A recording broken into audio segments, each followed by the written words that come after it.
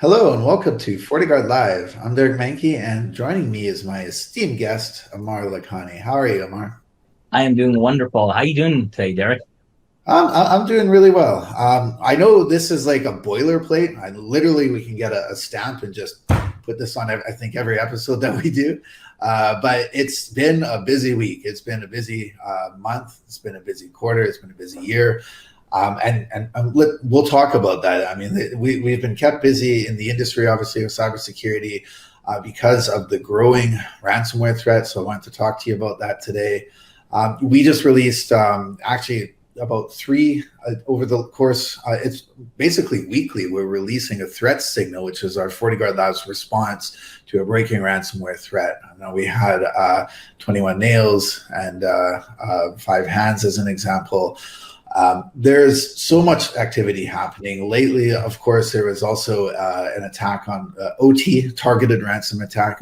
What we're seeing is that really there's a shift from 5-10 years ago, where it was just broadly commercialized kits that anyone could pick up and distribute and try to send out volumetric spam emails and land as many targets as possible. So how many fish can they catch and charge a nominal fee, $500 to $1,000, and call it a day. That was just going after data as the currency, right? I mean, encrypt the data, and then they're under the assumption that people weren't doing backups or imaging servers, and that model worked for a while, but it doesn't seem to be working anymore, does it? No, absolutely not. I mean, it's because the money aspect is so much bigger than it was, right? It's so much more profitable. I mean, we're not talking about $500 to $1,000 ransom. It's not uncommon to see 1 million, 2 million, 3 million. In fact, we just saw recently, that was made public. One corporation paid about a $4 million ransom. And these numbers are getting very serious, very high. And that obviously means it attracts a lot more organized, cyber criminals, and it also attracts a lot more sophistication into the attacks because the payoff is so enormous now. Yeah, it's a huge problem, and really, what's happening? There's always an inverse to the legitimate world. You basically have what was, again, 5 to 10 years ago, this SMB to SME, a small medium enterprise. As they started getting more profits through that model, they started getting more funding, they started getting more tools, they started getting more players behind them as well. And by virtue, they've grown now, some of them, into these big ransomware gangs that are essentially large criminal enterprise. And that's because of this funding, right? Because they keep on getting more funding, more profits, more people are joining. And really what's happening is that the criminal supply chain is also expanding. Like, there's more of these business units also to these organizations. Yeah, so Derek, I think you mentioned an important point, and one that can be easily overlooked. But the reason this is working is because people are paying. Like, people are actually are paying for ransomware criminals. They're paying ransomware criminals to get their data back. And a lot of times, it's easy for us to say, hey, never pay, right? We like, as we were talking earlier, we're both really passionate about that. We don't advocate, at least I personally don't advocate paying, but it's also easy to understand where a corporation may be coming from if they have absolutely no other choice and they really think they're going to get their data back, especially if it's data that can make a difference, right? We've seen ransomware attack public utility, police departments, OT departments, or OT technology, where it'll actually make a difference in people's lives, maybe a life or death type of a difference as well if the service is down. So I could see why people are motivated to pay as well, especially these high numbers. Yeah, and the other difference we're seeing is that this is now, like, with these large criminal enterprises, it's big stakes, right? The sophistication is higher from the criminal element. The payments are higher, as you said, 7 figures are normal. It's a huge amount. But it's because they're going after big fish. They're going after deep pockets. They're going after, it's not just data, but critical services. We actually called this out in our threat predictions piece, where we talked about targeted ransom attacks becoming the new normal, going after these, it's not just data, but critical services. We saw some of that in 2020, but it's really picking up steam, which is a huge concern in 2021. And these are more this is very much like APT group activity, but it's, I think, extending now into the private sector, if you will, these ransomware gangs and the criminal enterprise too, right?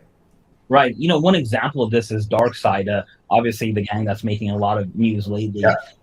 One of the things that they do, as you mentioned, they're very targeted. So when they send the ransom note, a lot of times it has the corporation's name, it has very specific information about that corporation. They release some of their data, usually on their darknet onion website. So it's enough information that it's almost like a proof of life. Like, hey, we really do have your data, and we have a lot more of it. Here's just a little sample of it, so we're really serious about that. And so it's very targeted, it's very serious, and it's very customized to that environment. They actually, when we look at some of the code on some of the attacks that we've seen it actually check for specific versions of systems, operating systems, even applications that may be specific to an organization. So they're trying to really target and really get narrow on who they're attacking. Obviously, it doesn't work all the time, and no matter what, when I hear attack organizations, threat actors always say, we're not going to go after hospitals or charities, and almost all the time they have blowback, or you have unintended targets, but at least they seem to be very targeted. At least they seem to be very focused on who they're going for. Yeah, you just hit on a very interesting point. It's the collateral damage, right? The unintended targets. So I know with DarkSide, so we just released a threat signal with FortiGuardLIVE on that, as well as a blog. They claim their modus operandi is financial, right? They're going after, again, the deep pockets, the ransom, versus, again, the APT, which is typically going after critical infrastructure. But what we're seeing is this adverse, effect, right? Where by crippling systems and services, again, going after ransom, it's also having an effect on society, on physical lives, of course, on other things like stock markets too, and that's a big issue. That line, this is what I mean, that line between the APT groups and their targets and this criminal enterprise is being blurred even more. And what's concerning is that they're getting more bold and more brazen. I mean, obviously, we know that cybercrime has no ethics. But they are becoming even more bold and brazen, I think, in their moves. They're reaching out directly to these organizations to actually communicate with them. I know you've seen some of this chatter, on dark web, where they're actually setting up, and this is what I mean about that supply chain expanding. They're actually setting up service and support channels. Like, it used to just be the suppliers creating new, 0 days and malware kits and botnets. And they had the infrastructure model, like botnet as a service. But now there's also this support department that's growing with them, right?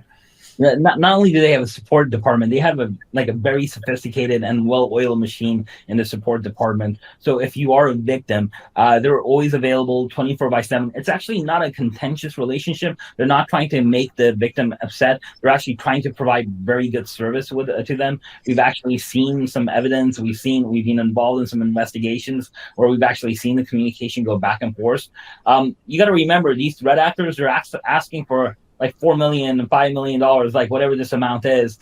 Obviously you're going to provide really good customer service if you're charging that premium, even if you're a criminal. And we've seen this back and forth. In fact, they've actually given a lot of times when victims pay the ransom, the threat actors go back and give the victims good advice, saying hey, this is how we actually got into your system. This is what you were missing. You were missing these patches, these configurations. Maybe you should run these other types of security products, and that would have prevented us. So they're actually providing a little bit of a service too sometimes, and they're very legitimate about it, because they have a reputation to keep. They want people to know, if you pay us, we're actually going to give your data back. We're going to delete your data, so that way we can charge your premium. Obviously, that doesn't stop another threat actor from going behind and attacking the same organization or the same method. And let's talk about that. Another threat actor. This is the other thing we're seeing again. I know we were talking the other day about this. If we look back to the Cyber Threat Alliance, when we founded it in 2014, one of the first projects we worked on was report on CryptoWall version 3. This was actually an effort to disrupt that gang at the time. It was like a 70-page white paper. It is the first of its kind collective between security vendors, as an example. And it effectively worked, because the day after we released that report, that Crypto version 3 essentially went offline. They shifted tactics. They tried to release a fourth version that never really took off. But it was just one target, right? Like basically one ransomware gang that was in the spotlight at the time.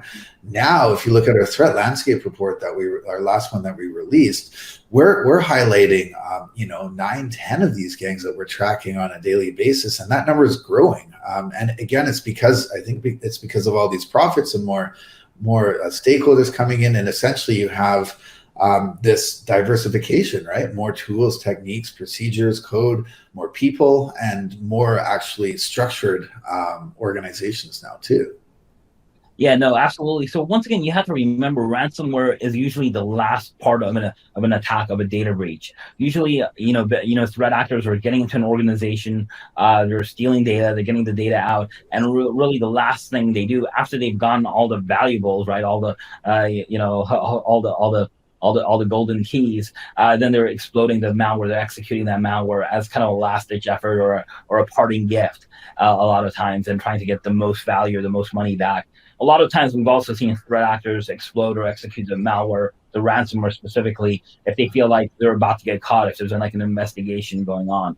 So, from that standpoint, we see a lot of ransomware, and we do see the sophistication because it's normally part of a much bigger attack a lot of times. And that bigger attack is usually taking advantage of a lot of vulnerabilities, unpatched systems, phishing attacks, other types of attacks as well. So we do have the sophistication piece of an attack coming through by a botnet or some other type of malware delivery network, and then we have the ransomware added on top of that.